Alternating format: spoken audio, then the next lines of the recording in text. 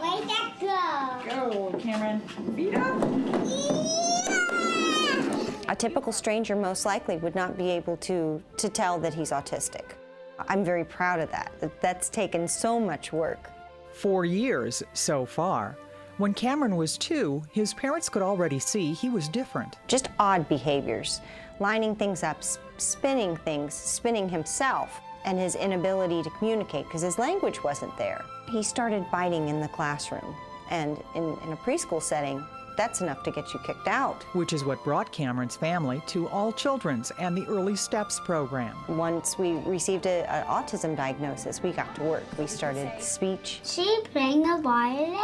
She is! With Miss Jen, we've been blessed enough to have one person. That's huge. And she got him to do so many wonderful things. His language just came alive. He had a handful of words, but none of them were expressive.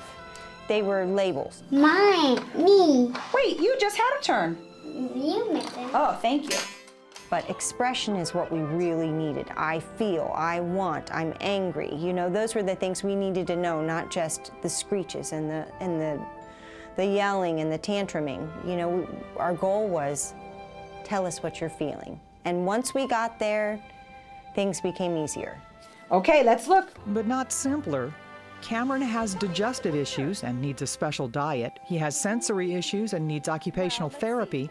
And his behavior issues, especially fleeing from his caregivers, led his whole family to work with an Applied Behavior Analysis Academy. Nothing was ever available in one place. I don't know how we made it happen. It's hard to balance as a parent all of those different therapies in different places, you know? Having one building with all of those services would be ideal for a parent who really wants to engage their child in multiple therapies. And that's what All Children's Autism Center is all about. When you look at all of the associated problems and how far-reaching this neurodevelopmental disorder is, these children really need a team to address the problems. All sorts of different things here.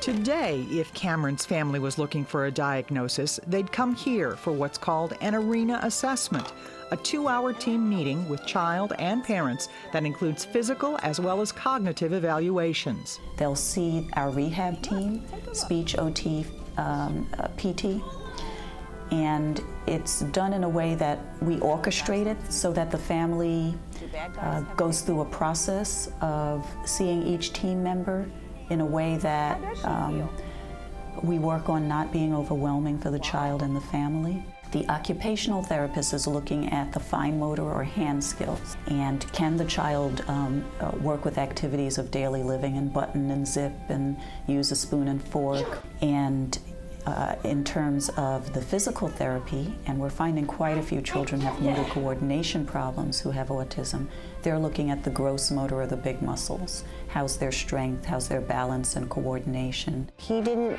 respond to them as much as the other kids did. Meanwhile, an applied behavior analyst talks with parents. The behavior analyst is getting very specific details about what behaviors are of concern.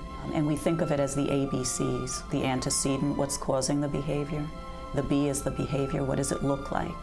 How long does the tantrum last? When does it occur? What precipitates it? And then the C is the consequence or the payoff for the child. Do they get out of doing their math worksheet? Or do they get attention? What's the consequence? Based on the team members' findings, recommendations are made, all of which can be fulfilled right here. We have the departments here for speech language, occupational therapy, physical therapy. We have ABA services, and we have the whole host of medical specialties, gastroenterology, neurology. Of course, there is that association, a higher incidence of things like seizures in children with autism. So we have everything under one roof. Even a class in social skills called PALS. They learn how to read someone else's body language or convey meaning more appropriately. And so they learn those more subtle social skills that we all take for granted, that we don't even notice we have. As a mom, I can tell he's going to have a hard time engaging and making new friends at first. But now, you know, it's something, it gives us a goal to work on. No matter what, don't ever, ever, ever give up. It's treatable. Take it by the horns and run with it and believe in your child. And to those who believed in the Autism Center and contributed the funds to make it possible, I would say thank you. They're giving kids a chance to be the best they can be.